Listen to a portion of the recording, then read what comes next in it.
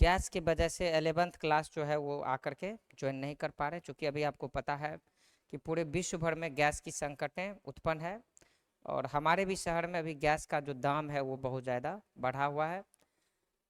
इसके वजह से बहुत सारे बच्चे अभी घर पे ही बैठ कर के 11th का तैयारी कर रहे हैं और बहुत सारे बच्चे ऐसे हैं जो कि 5 अध्याय जब ख़त्म हो जाता है उसके बाद 11th क्लास ज्वाइन करते हैं। तो ऐसे सभी बच्चों के लिए आज हम लेकर के आए हैं आपके 11th बायोलॉजी का ये खास ऑनलाइन क्लास, जिसमें हम लोग आपको पूरा का पूरा चैप्टर जो है आज अध्ययन कराएंगे। तो चलिए आज हम लोग शुरू करते हैं आपके 11th का पहला अध्याय, जिसका नाम है सजीव जगत। देखिए एनसीईआरटी के अनुसार जो हमारा पहला अध्याय होता है उसका नाम होता है सजीव जगत। अगर आप एनसीईआरटी का बुक खरीदते हैं तो निश्चित रूप से वहाँ पर आपको जो पहला अध्याय मिलेगा वो हो रहता है सजीव जगत। लेकिन जब भी हम बायोलॉजी शुरू करते हैं, यानी प्रेरणा क्लासेज जो बायोलॉजी आपको प्रोवाइड कराती है, उसमें हम लोग पहला अध्याय इंट्रोडक्शन शुरू करते हैं और इस अध्याय का नाम होता है, वैसे तो हम यहाँ पर अध्याय फर्स्ट ही लिखेंगे, लेकिन हमारा जो चैप्टर होता है इस चैप्टर का नाम हम लोग देते हैं जीवन क्या है। याद रखिए इस चैप्टर का नाम हम लोग देते हैं जीवन क्या है, यानी व्हाट इज लाइफ। इसको अंग्रेजी में हम लोग बोलते हैं व्हाट इज लाइफ। ये हमारा पहला चैप्टर होता है। अब बहुत सारे बच्चे सोच रहे होंगे कि सर एनसीईआरटी जब भी हम लोग पढ़ते हैं तो हमारा जो पहला अध्याय है वहां पर लिखा होता है जीवन क्या, सॉरी सजीव जगत, लेकिन आप इसको शुरू करते हैं कहाँ से, जीवन क्या है। तो कहीं ना कहीं एक इंट्रोडक्शन अध्याय है। अगर आप इसको पढ़ते हैं तो हमारा पहला जो चैप्टर होगा क्लासिफिकेशन ऑफ ऑर्गेनिज्म, या हिंदी में बोले तो सजीव जगत, द लिविंग वर्ल्ड। तो कहीं ना कहीं इसको समझने में आपको काफ़ी आसानी होगी। तो थ्योरी कहीं से भी शुरू करें, पढ़ना तो बायोलॉजी है, वो भी 11th का। तो हम लोग चलिए शुरू करते हैं। आज का हमारा जो पहला टॉपिक है वो है सजीव जगत, यानी यहाँ पर बोर्ड पे लिखा हुआ है कि सजीव जगत क्या होता है। इसको अंग्रेजी में हम लोग बोलते हैं लिविंग वर्ल्ड। क्या बोलते हैं, लिविंग वर्ल्ड। बच्चों आप सबको पता होगा, शायद आप 10th या 9th में पढ़े ही होंगे कि हमारी पूरी दुनिया में वर्तमान समय तक में, चूंकि बहुत सारे ऐसे जीव हैं जिसकी प्रजाति के बारे में अभी तक हम लोग को पता नहीं चला है, लेकिन वर्तमान समय में हमारी पूरे पृथ्वी पर अगर बात करेंगे तो 1.8 मिलियन यानी लगभग 18 लाख जीवों की प्रजाति का पता चला है। यानी हमारी पूरे पृथ्वी पर वर्तमान समय में 1.8 मिलियन यानी लगभग 18 लाख जीवों की प्रजाति का पता चला। ये जो जीव हैं ये हमारे पृथ्वी पर रह रहे हैं। बहुत सारे जीव का नया नया जो है इन्वेंशन हो रहा है। वैज्ञानिक लगातार नई नई प्रजाति वाले जीव को ढूंढ रहे हैं और हमारे पृथ्वी पर जलवायु परिवर्तन होने की वजह से बहुत सारे जीव विलुप्त भी हो रहे हैं। तो लगातार हम लोग नए नए प्रजाति के जीव को ढूंढ रहे हैं और बहुत सारी प्रजातियां हमारे पृथ्वी पर से विलुप्त भी हो रही है। लेकिन वर्तमान समय में हमारी पूरी पृथ्वी पर अगर हम जीव की बात करेंगे तो लगभग 18 लाख जीवों की अलग अलग प्रजातियां जो है हमारे पृथ्वी पर पाई जाती है। अब ये सभी जीव क्या करते हैं, एक दूसरे जीवों पर अपनी निर्भरता करके एक समूह बना करके इस पृथ्वी पर अपना जीवन यापन करते हैं। और इस सभी प्राणियों का, इन सभी स्पीसीज का जो एक संसार बनता है, एक जगत बनता है, इसी जगत को हम लोग सजीव जगत कहते हैं। तो ये आपको हमने आसान भाषा में समझा दिया। इसी को लिखा गया है पृथ्वी पर मौजूद सभी जीवित प्राणी, पौधे और सूक्ष्म जीव एक विशाल और विविधतापूर्ण समूह बनाते हैं। हमारे पृथ्वी पर इसका एक विशाल और विविधतापूर्ण क्या है, समूह है। इसी समूह को हम लोग बोलते हैं सजीव जगत। यानी आप अपने ही आसपास अगर आप नजर दौड़ाते हैं तो हम लोग मानव है, तो मानव भी एक प्रकार का प्रजाति हो गया। हमारे आसपास में कुत्ता है, बिल्ली है, गाय है, भैंस है, बकरी है। बहुत सारे ऐसे जीव हैं जो हमको आंखों से दिखता भी नहीं, जैसे आपके हाथ में पाए जाने वाला बैक्टीरिया है, हवा में उड़ने वाला बहुत सारा सूक्ष्म जीव है, बहुत सारे कीट हैं, बहुत सारे ऐसे जीव हैं जो कि पृथ्वी के इर्द गिर्द या जमीन पर रेंगते रहते हैं और हम लोगों के समझ से बाहर हम लोग उसको देख नहीं पाते। तो हमारी पृथ्वी पर क्या है कि बहुत सारे अलग अलग प्रजातियों के जीव पाए जाते हैं। इन सभी जीवों का अपना एक समूह है और ये समूह काफी विशाल है और विविधतापूर्ण है। और इसी जगत को हम लोग बोलते हैं सजीव जगत, इसको हम लोग बोलते हैं सजीव जगत।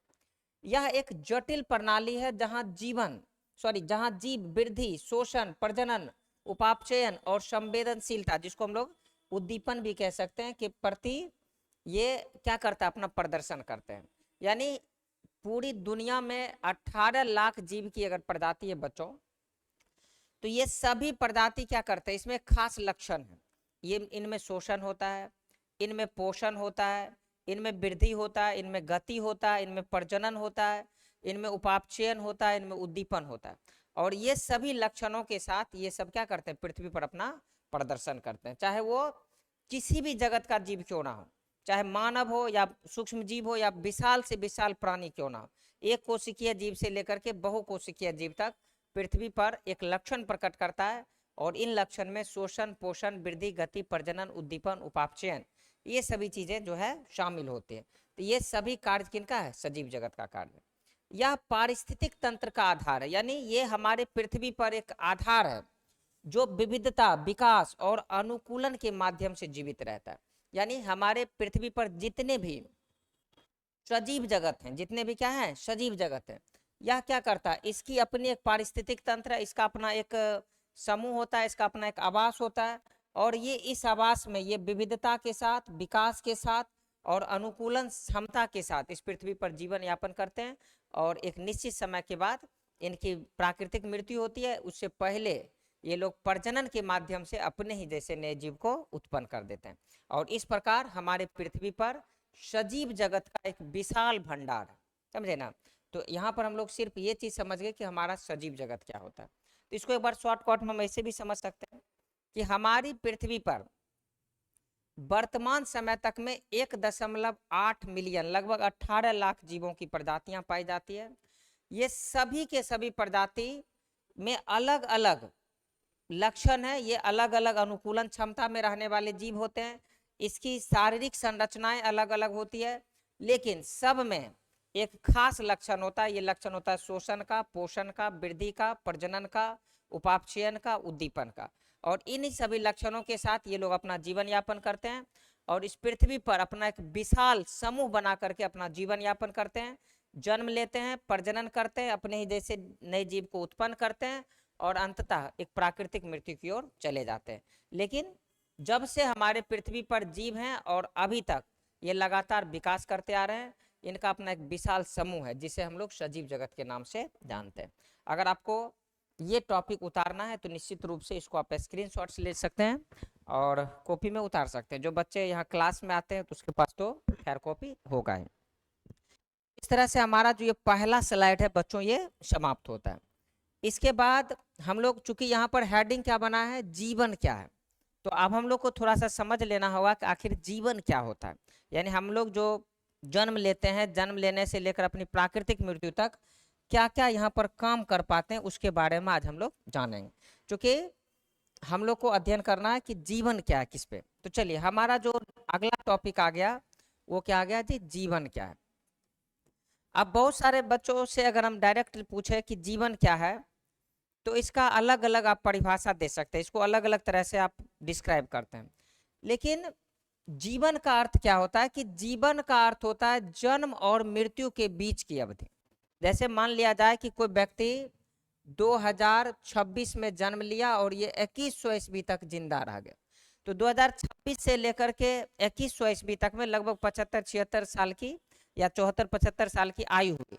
तो यही जो 74-75 साल जो उन्होंने पृथ्वी पर अपना जीवन यापन किया, उसी को हम लोग बोलते हैं जीवन। लेकिन जीवन में क्या है कि इस दौरान जीवों में चेतनाएं आती है और अनुभवों का प्रभाव होता है। यानी अगर हम जिस समय बाल्यावस्था में होते हैं, हमारा जिस समय जन्म होता है, उस समय सिर्फ और सिर्फ हम एक जीव के रूप में पृथ्वी पर आते हैं। लेकिन जब हम लोग इस पृथ्वी पर अपना समय एक्सपेंड करते हैं, अपना समय बिताते हैं, तो क्या होता है कि जीवन का मतलब ये होता है कि हम लोग जन्म से लेकर अपनी प्राकृतिक मृत्यु के बीच हम लोगों का चेतना आता, हमारे जीवन में चेतना आती है, और हम लोग यहाँ पर विभिन्न प्रकार के अनुभवों को सीख पाते हैं। तो बच्चों समझ में आ गया जीवन क्या होता है। जीवन का मतलब होता है कि जन्म से लेकर के प्राकृतिक मृत्यु तक के बीच का समय, और इस बीच के समय में मानव क्या करता है? शोषण करता है, पोषण करता है, वृद्धि करता है, प्रजनन करता है, उद्दीपन करता है, उपापचयन करता है। और इस दौरान जीवों में चेतनाएं आती है, उसमें नए नए अनुभव आते हैं और उसका शारीरिक विकास भी होता है। इस प्रक्रिया को हम लोग बोलते हैं जीवन। इस प्रक्रिया को बच्चों हम लोग क्या बोलते हैं? जीवन बोलते हैं। इसमें थोड़ा सा और समझ सकते हैं, यह आत्म विकास, सही कर्म और अपनी क्षमता अनुसार सार्थकता खोजने की प्रक्रिया है।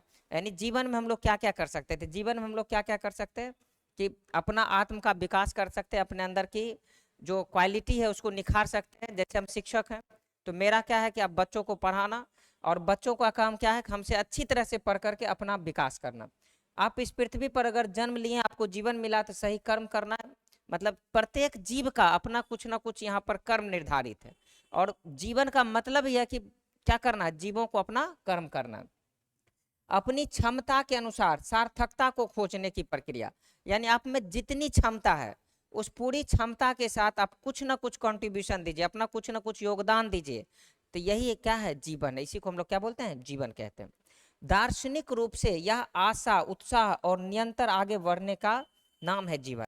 यानी अगर आप जीवित हुए हैं, जन्म मिला है, तो निश्चित रूप से आपको यहाँ पर क्या करना? कुछ ना कुछ कार्य करना, इस पृथ्वी पर कुछ ना कुछ संसाधन को बढ़ाना, ताकि जो आगे जीव होंगे उनको कहीं ना कहीं इसका लाभ हो जाए। तो हम आसान भाषा में यहाँ पर जीवन समझ गए। बायोलॉजी की दृष्टिकोण से जीवन का मतलब ये होता है कि प्रत्येक प्रजाति के जीव प्रजनन के माध्यम से यहाँ पर जन्म लेते हैं, और जन्म से लेकर के अपनी प्राकृतिक मृत्यु के बीच वे इस पृथ्वी पर अपना जीवन बिताते हैं। इस दौरान उसका शारीरिक विकास होता है, मानसिक विकास होता है, वे नए नए संसाधन को ढूंढते हैं, और अंततः उनकी प्राकृतिक मृत्यु हो जाती है। इसी को हम लोग बच्चों क्या बोलते हैं? जीवन बोलते हैं। तो अगर आप चाहें तो इस स्लाइड को भी आराम से उतार सकते हैं। ये हमारा सिर्फ और सिर्फ क्या है? चैप्टर का हेडिंग था। चलिए आगे हम लोग बढ़ते हैं, और आगे का जो प्रक्रिया है हम लोग उसको थोड़ा सा देख लेते हैं। और बालक, अगर किसी को कोई दिक्कत हो तो निश्चित रूप से आप हमें कमेंट करें। जब हम इसका अगला वीडियो लेकर के आएंगे, पार्ट 2 वीडियो लेकर के आएंगे, तो उसमें हम लोग यहाँ पर इसको थोड़ा सा डिस्कशन कर लेंगे। देखिए, पृथ्वी पर जीवों की प्रजाति का कोई एक निश्चित नंबर नहीं है। मैंने आपको पूर्व में ही बताया कि हमारी पृथ्वी पर क्या है कि कितनी प्रजातियां हैं, इसका कोई सही डाटा नहीं है। बहुत सारे किताब में, जैसे यहाँ पर देखिए 17 लाख लिख दिया।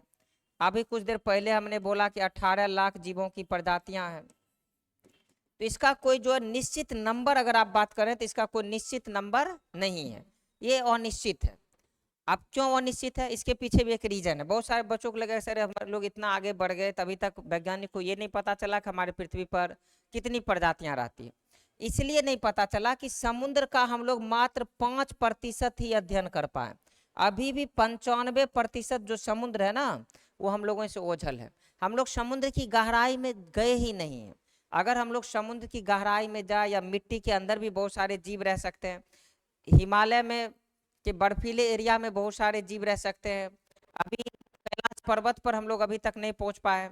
अमेजोन का पूरा जंगल हम लोग अभी रिसर्च नहीं कर पाए। अगर हम इन सभी जगह जाकर के अध्ययन करें तो निश्चित रूप से जीवों की जो प्रजाति है उसका संख्या बढ़ सकता है। लेकिन अभी तक हम लोग को जितना पता है बच्चों, उसमें क्या है कि हम लोग लगभग 18 लाख पूरी दुनिया में जीवों की क्या है? प्रजाति है। मुझे इस चीज को ध्यान रखना। कुल प्रजाति की संख्या का 30 लाख से लेकर के 10 करोड़ या उससे भी अधिक हो सकती है।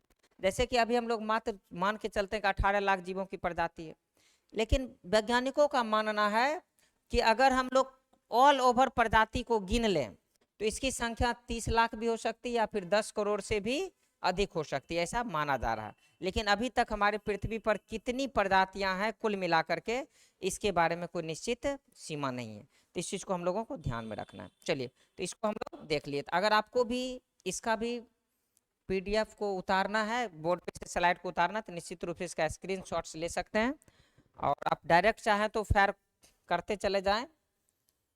चलिए आगे हम लोग बढ़ते हैं, और आगे हम लोग बात करते हैं कि जीवन अवधि क्या होता है। जैसे हम लोग अभी तुरंत पढ़ लिए कि जीवन क्या है, तो आखिर जीवन का मतलब जीवन अवधि भी समझना होगा। तो देखिए बच्चों, जीवन अवधि का मतलब होता है कि किसी भी जीव के जन्म से लेकर, क्या हम बोल रहे हैं फिर से सुनिएगा, किसी भी जीव के जन्म से लेकर उसकी प्राकृतिक मृत्यु तक का जो समय होता है उसी को बच्चों हम लोग बोलते हैं जीवन अवधि। अभी तुरंत हमने उदाहरण दिया, जब मान लिया जाए कि कोई व्यक्ति का जन्म हुआ है 2000 ईस्वी में, समझे, आप में अगर डेट ऑफ बर्थ या आधार कार्ड में लिखा हुआ है 2000 ईस्वी, और अगर आप 2099 ईस्वी में आपकी मृत्यु हो गई, इसका मतलब क्या होगा कि आप इस पृथ्वी पर कितना जीवन दिए, तो आप इस पृथ्वी पर लगभग 99 साल जीवन एक्सपेंड किए, तो यही 99 साल आपका क्या कहलाएगा, जीवन अवधि कहलाएगा। यही 99 साल आपका क्या कहलाएगा जी, यही 99 साल आपका जीवन अवधि कहलाएगा। तो जीवन अवधि का मतलब आप समझ गए कि किसी भी जीव के जन्म से लेकर उसकी प्राकृतिक मृत्यु तक का जो समय होता है बच्चों, उसी को हम लोग बोलते हैं जीवन अवधि। अब क्या है कि हमारे पृथ्वी पर जितने भी प्रजाति हैं सबका जीवन अवधि अलग अलग है, ऐसा नहीं कि सबका जीवन अवधि एक ही जैसा। बहुत सारे ऐसे सूक्ष्म जीव हैं जो कि जन्म लिया और कुछ मिनटों में वो खत्म हो गया। कुछ ऐसे भी प्राणी हैं जो कुछ घंटों तक जीवित रहते हैं, कुछ महीनों तक रहते हैं, कुछ वर्षों तक रहते हैं, और कुछ हजारों वर्षों तक भी जीवित रह सकते हैं। तो यानी हमारे पृथ्वी पर पाए जाने वाले जितने भी प्रजाति हैं या उस प्रजाति में बहुत सारे अलग अलग जीव हैं, तो उन सबों जीवों की जीवन अवधि अलग अलग हो सकती है। तो जीवन अवधि का एक जैसा होना संभव नहीं है। यह जीव की उम्र का कुल समय होता है, मैंने अभी बताया। अगर मान लो कि कोई व्यक्ति 2000 में जन्म लिया और 2099 तक जीवित रहा, तो यानी 99 साल उन्होंने जिया, तो वही उसका कुल उम्र हो गया, जो कुछ मिनटों से लेकर के हजारों वर्षों तक हो सकती है। मैंने अभी तुरंत बताया। जैसे उदाहरण के तौर पर अगर हम बहुत सारे सूक्ष्म जीव की बात करें तो कुछ मिनटों से लेकर के कुछ घंटों में ही उसका पूरा जीवन काल समाप्त हो जाता है। अमेजोन के जंगल में एक लारिया वृक्ष है जो कि 11,300 वर्षों तक उसकी जीवन अवधि होती है। इसका मतलब क्या है कि बहुत सारे जीवों में जीवन अवधि कुछ मिनट भी हो सकते हैं और बहुत सारे जीवों में जीवन अवधि हजारों वर्षों तक भी हो सकती है। यह विभिन्न प्रजातियों में भिन्न भिन्न प्रकार की होती है और उम्र के साथ साथ स्वास्थ्य में भी बदलाव को दर्शाती है। यानी अलग अलग जीवों की जो जीवन अवधि होती है बच्चों, वो अलग अलग होती है। उदाहरण के तौर पर अगर हम लोग मानव हैं तो हम लोगों की जीवन अवधि 80 से लेकर के 100 वर्ष के बीच हो सकती है। लेकिन और भी हमारे आसपास में बहुत सारे जीव हैं जो हम लोगों के ही साथ जीवन यापन करते हैं, तो उसकी जो जीवन अवधि होती है वो क्या हो सकती है, वो कम हो सकती है। तो आज हम लोग इसमें जान गए कि जीवन अवधि क्या है। आप चाहें तो इस स्लाइड को भी आराम से उतार सकते हैं, इसका स्क्रीनशॉट्स ले सकते हैं और आराम से इसको लिख लीजिए घर बैठे हुए। अभी आप जब तक क्लास नहीं ज्वाइन करते हैं या फिर क्लास ज्वाइन करके बहुत सारे बच्चे घर पे बैठे हुए हैं या फिर बाद से ज्वाइन किए हैं, तो निश्चित रूप से आप इसको बैकअप कर लें। और हम तो कहेंगे कि जितना जल्दी से जल्दी हो सके आप ऑफलाइन बैच ज्वाइन कीजिए। ऐसा है कि ऑनलाइन में बच्चे प्रॉपर पढ़ते नहीं हैं, कई बार इस बात को रखे हैं क्योंकि आप पे किसी भी प्रकार का दबाव नहीं होता है। और मैट्रिक इंटर बिना दबाव का, बिना गाइडेंस का और बिना संरक्षण का आप टॉपर नहीं बन सकते हो, क्योंकि आपका दिमाग अभी सबसे अधिक चंचल है और इस चंचलता की वजह से आप डिस्ट्रैक्ट होते हैं। और ऑनलाइन में तो डिस्ट्रैक्ट होना आम बात है। अगर आप कमेंट में भी कुछ लोग कुछ लिख रहे हैं उस पर भी आपका ध्यान चला जाता है, कोई व्हाट्सएप से मैसेज आ गया उस पर भी ध्यान चला गया, इंस्टाग्राम का नोटिफिकेशन आ गया आपका, होता है। तो कहीं ना कहीं आप ऑफलाइन बैच को पढ़ें। और चलिए, इसको भी आपने स्क्रीनशॉट्स ले ही लिया होगा। अब हम लोग बढ़ते हैं अगले टॉपिक की ओर। देखिए, अब हमने यहाँ पर कुछ लिस्ट दे दिया है, इस लिस्ट को भी आपको उतार ही लेना है।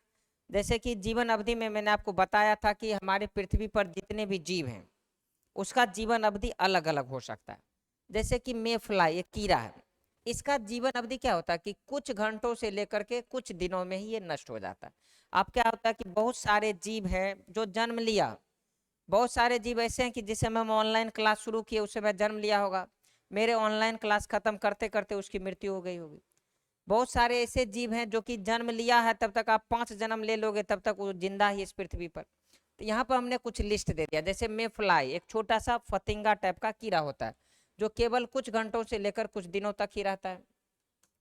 अगर हम बात करें मच्छर का, तो 1 से 2 सप्ताह में, जैसे आप रात में सोते हैं या कभी भी मच्छर तंग करता है तो बहुत बार आपके मन में ख्याल आता होगा कि अगर मेरे पास सत्ता आई, मेरे पास पावर आया, तो सबसे पहले मच्छर का उन्मूलन कर देंगे। तो याद रखिएगा, मच्छर को उन्मूलन करने का कोई जरूरत ही नहीं, 1 से 2 सप्ताह में ये खत्म हो जाता है। बस मच्छर नया ना जन्म ले, उसको पनपने के लिए, रोकने के लिए सोचिए। मच्छर का जीवन काल वैसे भी बहुत कम होता है, 1 से 2 सप्ताह में ये खत्म हो जाता है। हमारे घर में जो चूहे पाए जाते हैं उसका भी लगभग 2 से 3 वर्ष होता है, उसके बाद वो ऑटोमेटिक वो डेथ कर जाता है। कुत्ता का 10 से 13 वर्ष है। मनुष्य आपको पता ही है कि 60 से 80 वर्ष है औसतन, और अगर हम नेचुरली बात करें तो कम से कम 100 वर्षों तक उसका होना चाहिए। हम लोग के आसपास में जो कछुआ रहता है इसका जीवन अवधि होता है 100 से लेकर के 150 वर्षों तक। बरगद वृक्ष जो, जिसमें कि आप देखे होंगे कि कल परसों बहुत सारी महिलाएं जाकर के जल चढ़ा कर आई है, उनका जीवन आयु होता है 200 से लेकर के 300 वर्षों तक। तो हमने एक छोटा सा लिस्ट दिया, उसे आप जब 12th में जाइएगा तो लगभग 30 या 40 हम लोग लिस्ट देते हैं, जिसमें कि जीवन अवधि के बारे में आपको हम लोग बताते हैं। तो कहीं ना कहीं चलिए इसको भी आप स्क्रीनशॉट्स ले सकते हैं, बहुत सारा इसमें जीवन अवधि है जिसको आप लिख सकते हैं। चलिए इसके बाद अब हम लोग आपको बता दे रहे हैं कि सजीव के लक्षण क्या होते हैं। अब यहाँ पर थोड़ा सा हम लोग को जानना होगा कि आप अभी तक हम लोग क्या क्या सीख गए। सबसे पहले हम लोग सजीव जगत सीखे, उसके बाद जीवन क्या है उसके बारे में हम लोग समझे, उसके बाद तीसरे टॉपिक में हमने समझा कि जीवन अवधि क्या होता है। इसके बाद हमने एक लिस्ट दिया कि कुछ प्रमुख जीवों की जीवन अवधि ये हो सकती है। अब आगे हम लोग पढ़ेंगे इसमें कि सजीव के लक्षण, सजीव या जीव जो भी लिख सकते हैं, इसके क्या लक्षण हो सकते हैं इसके बारे में हम लोग जानेंगे। यानी मतलब जो भी लिविंग वर्ल्ड है उसमें जितने भी जीव रह रहे हैं उसका क्या क्या लक्षण हो सकता है, उसमें क्या क्या सिम्टम्स हैं, इन सिम्टम्स के बारे में हम लोग अध्ययन करेंगे। आपको हमने बताया लक्षण का मतलब क्या होता है कि एक हमारे पृथ्वी पर 2 प्रकार के फैक्टर पाए जाते हैं, 2 प्रकार के कारक, एक है सजीव और एक है निर्जीव। आपको पता होगा कि हमारे पृथ्वी पर 2 प्रकार के ही फैक्टर, एक है सजीव और दूसरा है निर्जीव। यानी अंग्रेजी में इसको बोलते हैं लिविंग एंड नॉन लिविंग, एक को बोलते हैं लिविंग, एक को बोलते हैं नॉन लिविंग। यानी अब इसमें सजीव में कुछ ना कुछ सिम्टम्स है, सजीव में कुछ ना कुछ क्या है, सिम्टम्स है, इसमें कुछ ना कुछ लक्षण है, और इसमें वो लक्षण नहीं पाया जाता।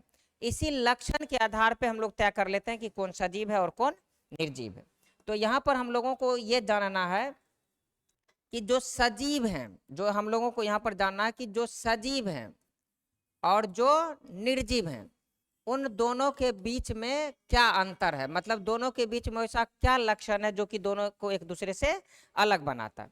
तो आपको हम बता दें कि हमारे पृथ्वी पर पाए जाने वाले वे फैक्टर जिसमें शोषण, पोषण, वृद्धि, गति, प्रजनन, उपापचयन, उद्दीपन, ये सभी गुण मौजूद हो उनको हम लोग सजीव बोलेंगे, और जिनमें ये सभी गुण मौजूद नहीं हो उसे हम लोग क्या बोलेंगे, निर्जीव बोलेंगे। तो आपको याद रखना कि सजीव में क्या क्या पाया जाएगा, शोषण पाया जाएगा, याद रखना कि इसमें पोषण पाया जाएगा, इसमें वृद्धि पाया जाएगा, इसमें गति होगा, इसमें प्रजनन होगा, इसमें उद्दीपन होगा, इसमें उपापचयन होगा। अगर ये सभी गुण जिनमें पाया जाए, बोर्ड पर हमने जितना भी लिखा है शोषण, पोषण, वृद्धि, गति, प्रजनन, उद्दीपन और उपापचयन, अगर ये सभी लक्षण जिसमें मौजूद है उसको हम लोग बच्चों बोलेंगे सजीव। अगर ये सभी लक्षण जिसमें मौजूद नहीं हो उसे हम लोग बोलेंगे निर्जीव। जैसे मनुष्य एक प्राणी है, तो मनुष्य क्या करता है, सांस लेता है, मनुष्य क्या करता है, भोजन करता है, मनुष्य के शरीर में लगातार वृद्धि होती है, मनुष्य एक जगह से दूसरे जगह गति कर पाता है, मनुष्य अपनी प्राकृतिक मृत्यु से पहले अपने ही जैसे नए संतान की उत्पत्ति कर सकता है, मनुष्य वातावरण से समन्वय बैठा सकता है, मनुष्य क्या करता है कि रासायनिक पदार्थों को जैविक अणु में बदल करके अपने शरीर का विकास कर सकता है। तो ये सभी लक्षण अगर मौजूद है तो ये कहलाएगा सजीव। अब हमारे हाथ में ये प्लास्टिक का एक टुकड़ा है, ना तो ये सांस लेता है, ना ही ये खाना खाता है, ना इसमें वृद्धि होता है, ना ये गति करता है, ना ये प्रजनन करता है, ना इसमें उद्दीपन होता है, ना इसमें उपापचयन होता है। तो अगर इसमें ये लक्षण मौजूद नहीं है तो ये कहलाएगा हमारा निर्जीव, ये हमारा क्या कहलाएगा, निर्जीव कहलाएगा। तो यही अंतर है सजीव और निर्जीव में। तो अब हम लोग एक एक करके जितने भी सजीव हैं उनके सभी लक्षण के बारे में थोड़ा सा अध्ययन कर लेते हैं और फिर हम लोग आगे बढ़ेंगे। तो चलिए अब हमारा जो अगला टॉपिक होगा कि इन्हीं चीज़ों को हम लोग एक एक करके डिस्क्राइब करते हैं। तो पहला जो हमारा टॉपिक आता है बच्चों वो होता है शोषण। पहला जो टॉपिक आ रहा है वो क्या है, शोषण हो रहा है। शोषण क्या है? एक जैविक प्रक्रिया है। जैविक मतलब क्या कि जीव के द्वारा किया जाने वाला एक प्रक्रिया है। शोषण क्या है? जीव के द्वारा किया जाने वाला एक प्रक्रिया है जिसमें जीव ऑक्सीजन को लेकर ऑक्सीकरण की क्रिया को संपन्न करते हैं।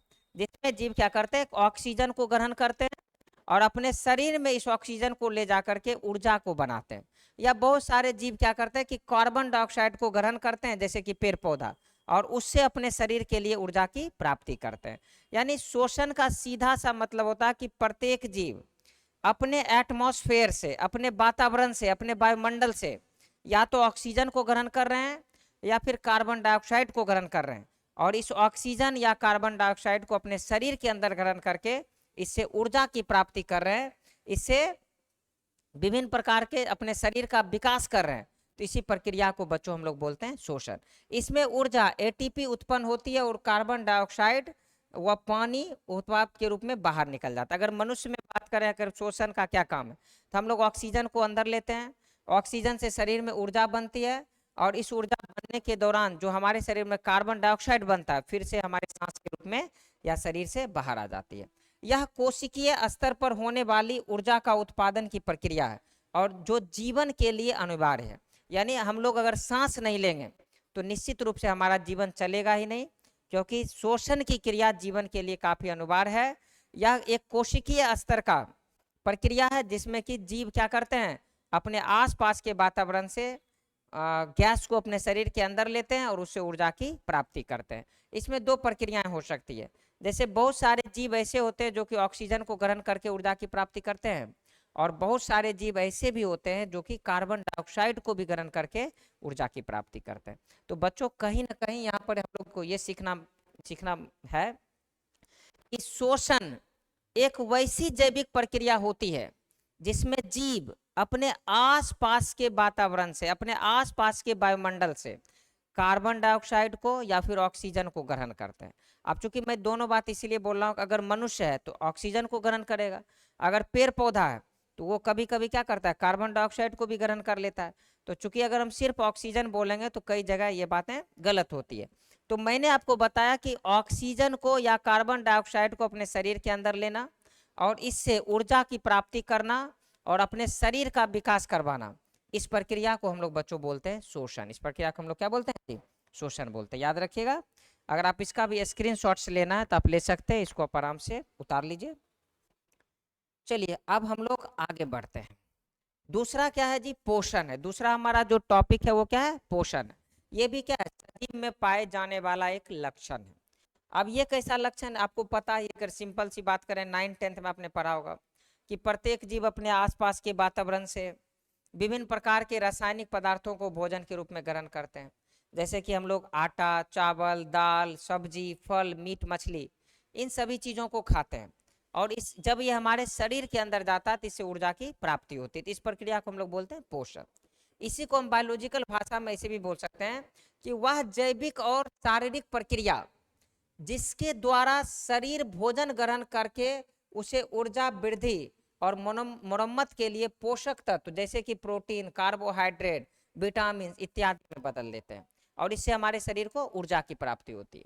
यानी साधारण सी बात है कि पोषण का मतलब क्या होता है बच्चों, कि हम लोग अपने आसपास के क्षेत्रों से, आसपास के वातावरण से विभिन्न प्रकार के कार्बनिक पदार्थ जैसे कि आटा, चावल, गेहूं, जितने भी है, या सब्जी हो गया, मीट मछली हो गया, अंडा हो गया, इन सभी चीज़ों को भोजन के रूप में अपने शरीर में ग्रहण करते हैं। और ये चीज़ें जब हमारे शरीर के अंदर जाती है तो इससे हमारे शरीर को ऊर्जा मिलती है, इससे हमारे शरीर में पोषक तत्व मिलते हैं, इससे हमारे शरीर में प्रोटीन बनते हैं, कार्बोहाइड्रेट बनते हैं, विटामिन बनते हैं, और ये सभी चीज़ें हम लोगों के शरीर का विकास करवाता है, हम लोगों के शरीर का मुरम्मत करवाता है, और हम लोगों के शरीर को क्या करता है, ग्रोथ करवाने का काम करता है। तो इस प्रक्रिया को हम लोग क्या बोलते हैं, पोषण कहते हैं। यह केवल भोजन करना नहीं बल्कि शरीर को स्वस्थ रखने के लिए संतुलित आहार का उपयोग कर सकते हैं। और आपको तो ये थोड़ा सा एक्स्ट्रा पॉइंट जोड़ दिए हैं कि अगर कोई चाहते हैं कि उसका शरीर स्वस्थ रहे तो निश्चित रूप से अच्छा पोषण करें, ऐसा पोषण करें कि जो संतुलित हो, जिसमें सभी चीजें हो, प्रोटीन भी हो, कार्बोहाइड्रेट हो, विटामिन हो, ये सभी चीजें हो, ताकि आपका शरीर जो रहता है वो क्या होगा, स्वस्थ रहेगा। तो कुल मिलाकर आप कह सकते हैं कि पोषण एक वैसी जैविक एवं शारीरिक प्रक्रिया है जो जीवों के शरीर के लिए अत्यंत आवश्यक है। अगर हम हमारे शरीर को ग्रोथ करवाना है, हमारे शरीर का विकास करवाना है, हमारे शरीर को स्वस्थ रखना है, तो जीवों में पाए जाने वाला जो पोषण वाला लक्षण है ये अत्यंत महत्वपूर्ण है। इससे हमारे शरीर का विकास होता है। तो चलिए आप इसको भी आराम से स्क्रीनशॉट्स ले लीजिए और इसको कॉपी में आराम से उतार लीजिए। अगला जो हमारा टॉपिक है या जीवों का जो लक्षण है उसको हम बोल सकते हैं वृद्धि। उसको हम लोग क्या बोल सकते हैं जी, वृद्धि। अंग्रेजी में बच्चों इसको बोलते हैं। देखिए वृद्धि का मतलब क्या होता है कि प्रत्येक जीव जन्म लेते हैं और अंततः प्राकृतिक मृत्यु की ओर बढ़ जाते हैं। जन्म के समय जीवों का शरीर का जो आकार होता है या फिर उसका वजन होता है वो काफी कम होता है, लेकिन धीरे धीरे जब जीवों का जीवन अवधि बढ़ती है, उसका जीवन आगे बढ़ता है, तो उसके शरीर का क्या होता है, वजन भी बढ़ जाता है, उसके शरीर का आकार भी, संरचना में भी परिवर्तन हो जाता है। तो इसी प्रक्रिया को हम लोग बोलते हैं वृद्धि। उदाहरण के तौर पर जिस समय मानव जन्म लेता है तो उस समय उसका वजन कितना रहता है, 3.5 kg, 2.5 से 3.5 kg के बीच में औसतन बच्चों का जो क्या होता है, वजन होता है। लेकिन बच्चे जब धीरे धीरे बड़े होते हैं, वो शोषण करता है, पोषण करता है, शरीर में ऊर्जा आती है, तो धीरे धीरे उसके शरीर का आकार भी बढ़ जाता है, उसके शरीर का वजन भी बढ़ जाता है। तो इसी प्रक्रिया को हम लोग बोलते हैं वृद्धि। जीवों के जन्म से लेकर के बड़ा होने तक धीरे धीरे शरीर के बढ़ने वाली जो प्रक्रिया होती है उसी को हम लोग बोलते हैं वृद्धि। इसे बढ़ने की उम्र या विकास काल भी कहा जा सकता है। इस दौरान जीवों में कोशिका विभाजन के कारण शरीर के आकार में, वजन में और उसके संरचना में क्या हो जाता है, बदलाव हो जाता है। चाहे मनुष्य हो चाहे कोई भी जीव हो, अगर वो उम्र के साथ धीरे धीरे बढ़ रहा है तो उसके उम्र बढ़ने की वजह से क्या होता है, उसके शरीर में कोशिकाएं का लगातार विभाजन होता है। उस कोशिका विभाजन के परिणाम स्वरूप जीवों के शरीर का वजन, जीवों के शरीर की शारीरिक संरचना और उसके आकार में परिवर्तन हो जाता है। इसी परिवर्तन को बच्चों हम लोग क्या बोलते हैं, इसको हम लोग बोलते हैं वृद्धि। इसको हम लोग क्या बोलते हैं जी, वृद्धि बोलते हैं। चलिए तो इसको आप लोग फिर से स्क्रीनशॉट्स कर सकते हैं। आज हम लोग पूरा का पूरा आपको जितने भी शरीर के लक्षण होते हैं उसको हम लोग कंप्लीट करा दे रहे हैं इस वीडियो में।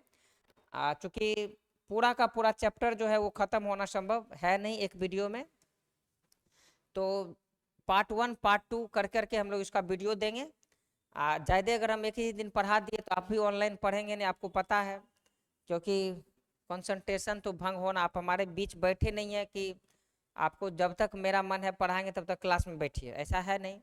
आप हमें मोबाइल पर पढ़ रहे हैं, ज़्यादा दबाव डालेंगे मोबाइल वोबाइल बंद करके सीधा सीधे निकल लेंगे क्रिकेट खेलने के लिए, चाहे धूप कितना भी क्यों ना हो। तो इससे अच्छा है कि हम, आप 11th वाले हैं, थोड़ा सा ध्यान रखना पड़ता है कि आप कितना तक पढ़ सकते हैं। तो जितना तक इस वीडियो में पढ़ेंगे कहीं ना कहीं हम लोग उतना ही पढ़ाने का आपको प्रयास करेंगे। चलिए इसका आपने स्क्रीनशॉट्स ले ही लिया होगा। अगला जो हमारा टॉपिक आ रहा है वो आ रहा है गति। वो क्या आ रहा है जी, गति आ रहा है। हमारा क्या है, गति आ रहा है।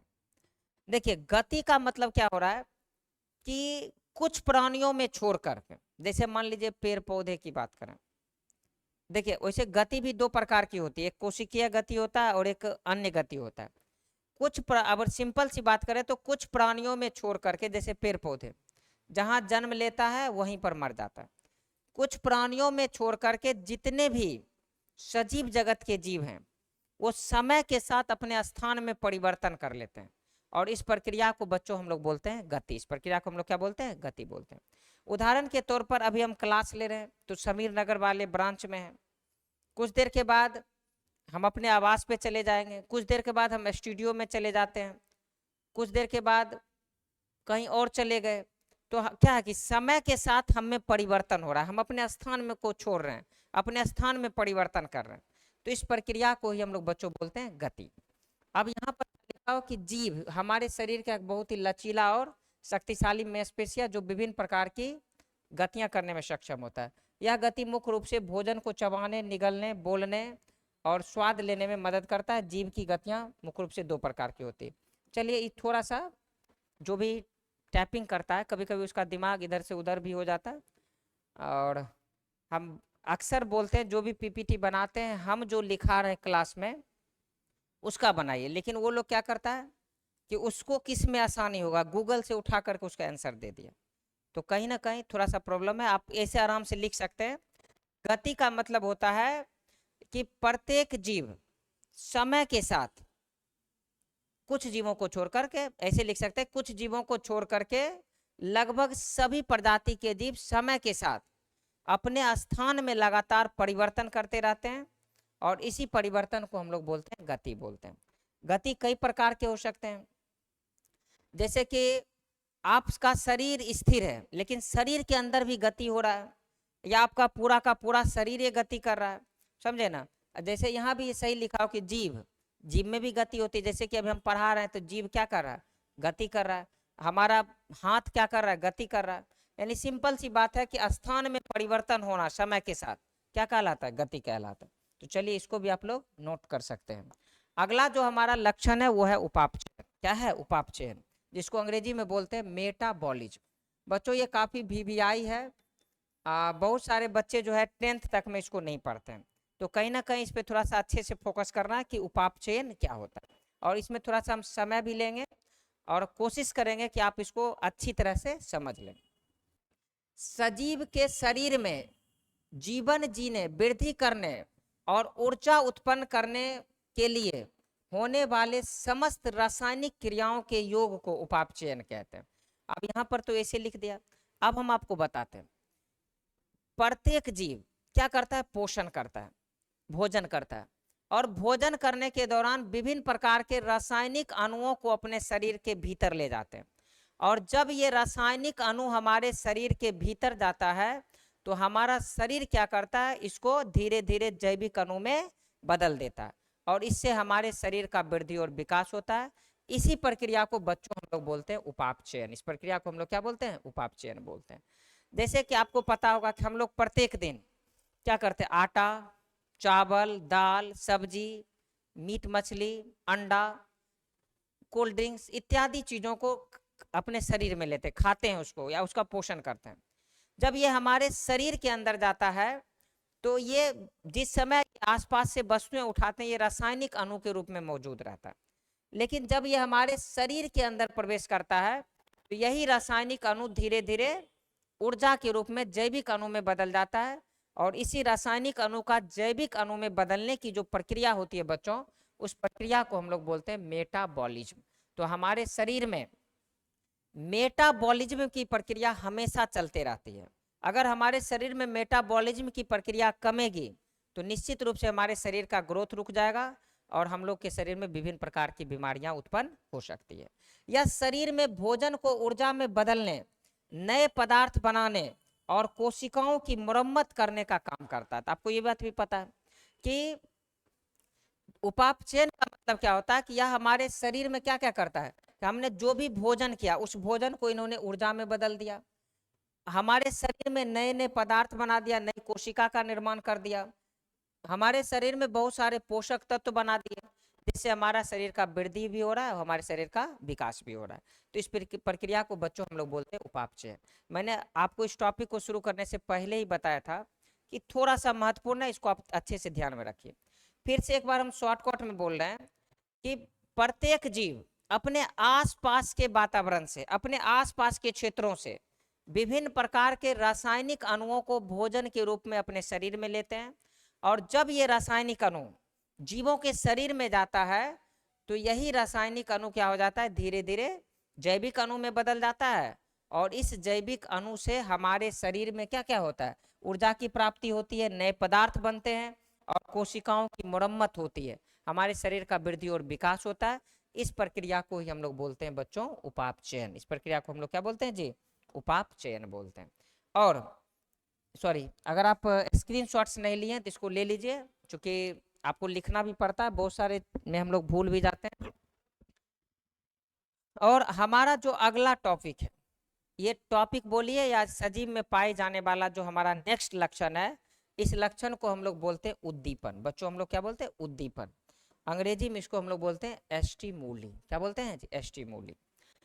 उद्दीपन का मतलब बच्चों ये होता है कि प्रत्येक सजीव में या प्रत्येक जीव में एक विशेष प्रकार के संवेदी अंग पाए जाते हैं।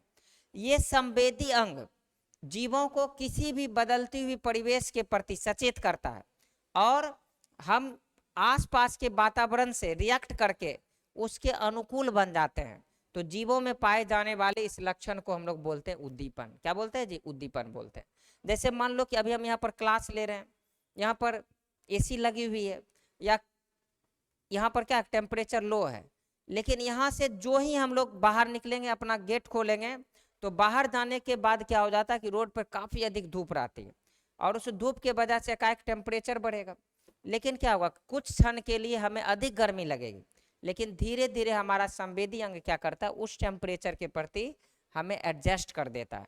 तो हम लोगों में जो ये लक्षण पाया जा रहा है, इस लक्षण को हम लोग बोलते हैं उद्दीपन। देखिए इसी को हम लोग लिखे, जीव विज्ञान और मनोविज्ञान में वातावरण में होने वाला कोई भी भौतिक या रासायनिक परिवर्तन जो किसी जीवित प्राणियों में प्रतिक्रिया यानी रिस्पॉन्स या गतिविधि उत्पन्न करता है, उसी को हम लोग उद्दीपन कहते हैं। यानी हमारे आसपास का वातावरण हमेशा बदलते रहता है और जीवों में पाए जाने वाले वे संवेदी अंग जो इस बदलती हुई वातावरण के प्रति संवेदनशील हो, इस बदलती हुई वातावरण में अपने आप को एडजस्ट करवाता हो, तो इसी को हम लोग बोलते हैं उद्दीपन। यह एक ऐसा संकेत है जिसे शरीर की इंद्रियां महसूस करती है। जैसे मान लो कि तेज प्रकाश है तो उसको हम लोग महसूस कर रहे हैं, तो ये उद्दीपन है। अगर तेज बगल से ट्रेन गुजर गई, जोर से हॉर्न बजाता हुआ चला गया, हमारा कान इसको सुन लिया और सुन करके उसको महसूस कर रहा है, उसके प्रति शरीर में रिस्पॉन्स पैदा कर रहा है, तो इसको हम लोग बोलेंगे उद्दीपन। अगर टेम्परेचर काफ़ी अधिक बढ़ गया और हमें महसूस हो रहा है कि टेम्परेचर काफ़ी अधिक बढ़ा हुआ, और इसको भी बोलते हैं उद्दीपन। अगर कहीं से गंध आ रहा है, शरीर में दर्द हो रहा है, कहीं चोट लग गई, और इन सभी के प्रति अगर आपका शरीर रिस्पॉन्स कर रहा है, तो शरीर में पाए जाने वाले इस लक्षण को हम लोग बोलते हैं उद्दीपन। क्या बोलते हैं? उद्दीपन। यानी कोई भी बाहरी वातावरण में घटना घटा और उस घटना को जब हमारा शरीर महसूस कर रहा है, तो हमारे शरीर में पाए जाने वाले इस लक्षण को जो इसको महसूस कराता है, उसको बच्चों हम लोग बोलते हैं उद्दीपन।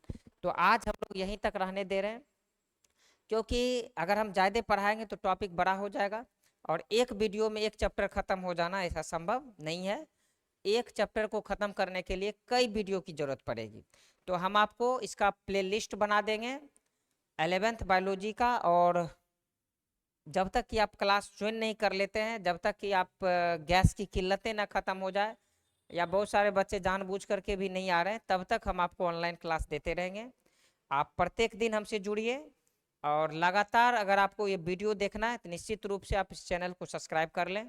इस चैनल पे 9 से लेकर के 12 तक का सभी सब्जेक्ट्स का ऑनलाइन क्लास अवेलेबल्स है।